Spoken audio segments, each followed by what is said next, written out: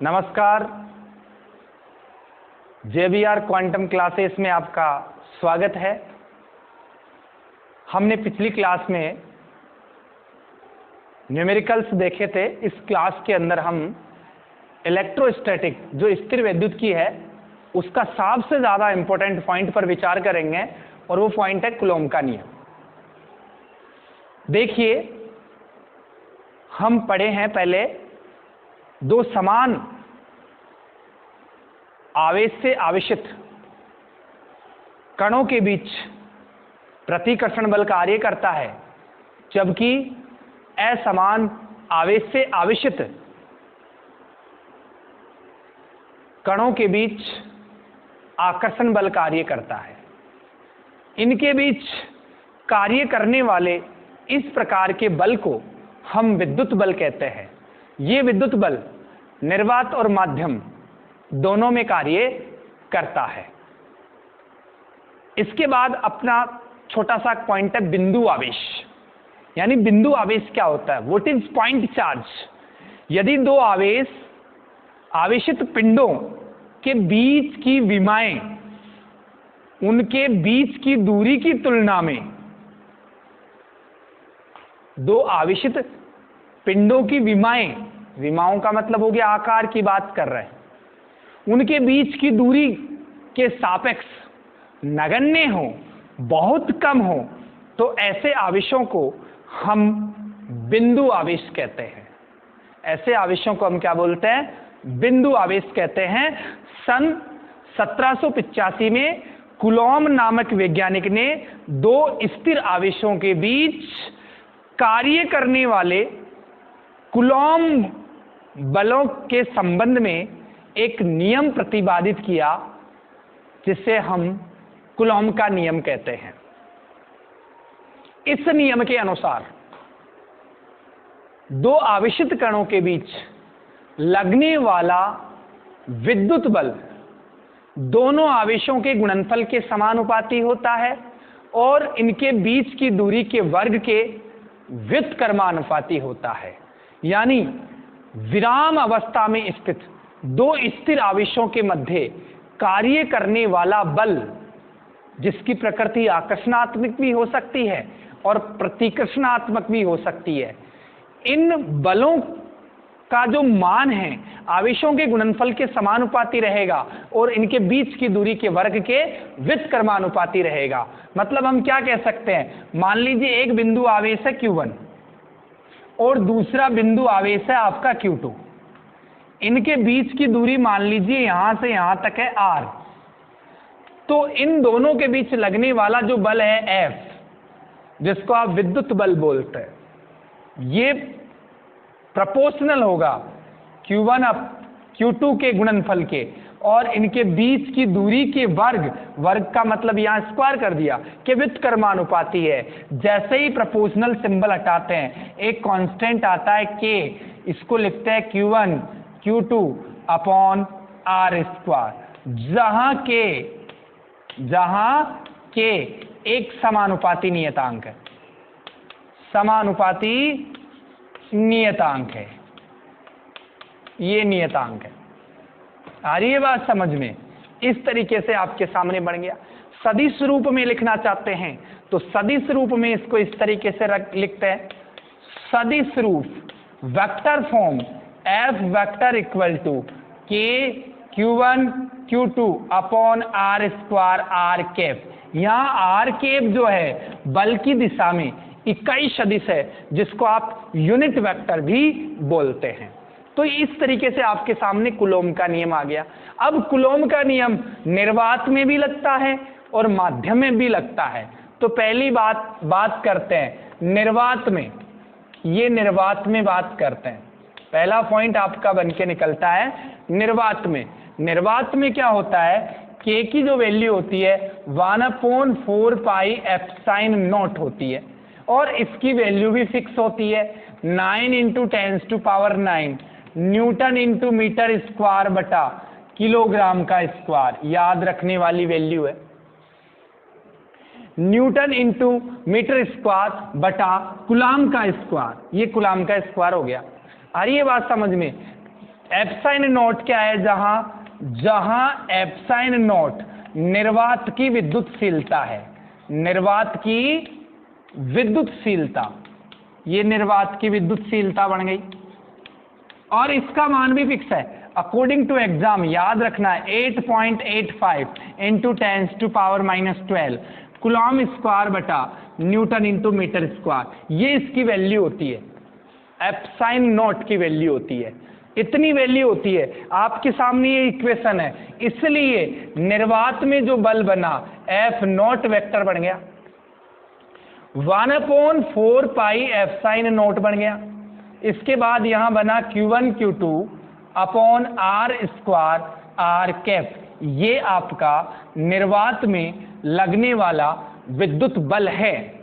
अब बात करते हैं माध्यम की, माध्यम में बात करेंगे कूलॉम बल की। माध्यम में के की वैल्यू होती है 1/4 पाई एप्साइन, जहां एप्साइन जो होता है वो है माध्यम की विद्युतशीलता, माध्यम की विद्युतशीलता, ये लो माध्यम की विद्युतशीलता हो गई, ठीक है, माध्यम की विद्युतशीलता बन गई। अब क्या करें, इसलिए आपके सामने जो फोर्स बनेगा F M vector equal to वो बन गया 1/4 pi epsilon Q1 Q2 upon R square R cap. चूंकि एक बात ये होती है epsilon equal to epsilon naught dot epsilon R, इसलिए आप लिख सकते हैं F M vector equal to 1/4 pi epsilon naught dot epsilon R Q1 Q2 upon R square R cap. ये जो आपके सामने इक्वेशन आई है, ये माध्यम में लगने वाले बल का मान आया है। हम इसको इस प्रकार भी लिख सकते हैं, किसी को परेशानी नहीं होनी चाहिए। कैसे लिखेंगे, F M vector equal to, देखिएगा ये वाला जो डेटा आपको नजर आ रहा है यहां से लेकर के यहां तक, इस एप्साइन आर को छोड़ दीजिएगा तो बनता है एफ नॉट वेक्टर। तो इसको लिख सकते हैं एफ नॉट वेक्टर, मतलब निर्वात में विद्युत बल हो गया बटा एप्साइन आर। ये रिलेशन आपके सामने माध्यम और निर्वात में लगने वाले बल का अनुपात आ गया। जहां आपके सामने एप्साइन आर है इसको बोलते हैं आपेक्षिक विद्युतशीलता, आपेक्षिक विद्युतशीलता, ये आपेक्षिक विद्युतशीलता है, या इसको बोलते हैं माध्यम का पैरावैद्युतांक, माध्यम का पैरावैद्युतांक, ये पैरावैद्युतांक है। ये किस पर डिपेंड करता है, ये माध्यम पर डिपेंड करता है। अलग अलग माध्यमों के लिए इसकी वैल्यू अलग अलग होती है, डिफरेंट मीडियम के लिए। जैसे अंबर के लिए इसकी वैल्यू 2.8 होती है, इसी प्रकार एबोनाइट के लिए भी इसकी वैल्यू 2.8 होती है, कांच के लिए इसकी वैल्यू 5 से 10 होती है, अभ्रक के लिए इसकी वैल्यू 3 से 6 होती है, हाइड्रोजन के लिए इसकी वैल्यू 1.00027 होती है, हवा के लिए इसकी वैल्यू, हवा एज ए निर्वात होता है, एक वैल्यू होती है, मोम के लिए 2 से 2.5 होती है, शुद्ध पानी के लिए इसकी वैल्यू 80 होती है, टेफ्लॉन के लिए इसकी वैल्यू 2 होती है, और धातु के लिए, धातुओं के लिए इसकी वैल्यू अनंत होती है। सबसे ज्यादा इंपॉर्टेंट बात यह है, निर्वात के लिए 1 और धातुओं के लिए माध्यम का पैरावैद्युतांक कितना होता है, अनंत होता है। एग्जाम में पूछा भी जाता है कि धातुओं का पैरावैद्युतांक कितना होता है, तो आप लिखेंगे धातुओं का पैरावैद्युतांक अनंत होता है। इस तरीके से आपके सामने इसके डेटा जो मैंने बताए हैं वो आपको याद भी करने हैं, और एग्जाम में न्यूमेरिकल आए उनमें इनकी वैल्यू आपको पुटअप भी करनी है और आंसर बनाने का प्रयास करना है। तो इस तरीके से आपके सामने कूलॉम का नियम हो गया।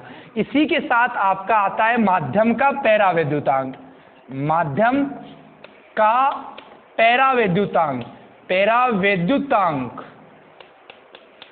या अपेक्षिक विद्युतशीलता एप्साइन आर। ठीक है, एप्साइन आर को हम कैसे लिखते हैं? या तो लिखते हैं F not vector upon F M vector, ये लिखते हैं, या लिखते हैं हम एप्साइन अपॉन एप्साइन नॉट, ऐसे लिखते हैं। इनका मोड बना दीजिएगा, दिक्कत नहीं है, ये इसका फॉर्मूला बनता है। या तो डेफिनेशन आप ये दे, माध्यम की विद्युतशीलता और निर्वात की विद्युतशीलता का जो अनुपात होता है वो माध्यम का पैरावैद्युतांक कहलाता है। ये एक विमाहीन और मात्रकहीन राशि होती है, इनका कोई मात्रक नहीं होता। जब भी इसकी वैल्यू निकालेंगे तो इसके आगे हम न्यूमेरिकल में लिखेंगे मात्रकहीन। दूसरी बात, एग्जैक्ट डेफिनेशन कैसे दे? देखिए, निर्वात के सापेक्ष किन्हीं दो आवेशों के बीच लगने वाला विद्युत बल माध्यम में जितने गुना कम हो जाता है। क्या बोला मैंने? निर्वात के सापेक्ष किन्हीं दो आवेशों के बीच लगने वाला विद्युत बल माध्यम के सापेक्ष जितने गुना अधिक हो जाता है, या निर्वात के सापेक्ष माध्यम में जितने गुना कम हो जाता है। माध्यम में कम होगा, निर्वात में ज्यादा होगा। ये बता रहा है ना, एप्साइन आर गुना कम हो जाएगा माध्यम में, और निर्वात में एप्साइन आर गुना बढ़ जाएगा।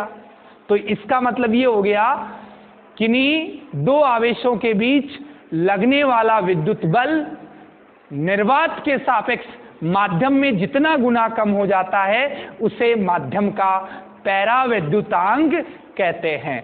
इस तरीके से आपके सामने कूलॉम का नियम और माध्यम के पैरावैद्युतांक के बारे में हमने चर्चा करते हैं। ठीक है, धन्यवाद।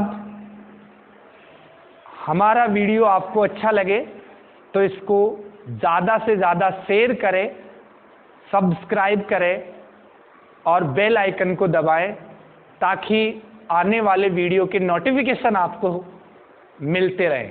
धन्यवाद।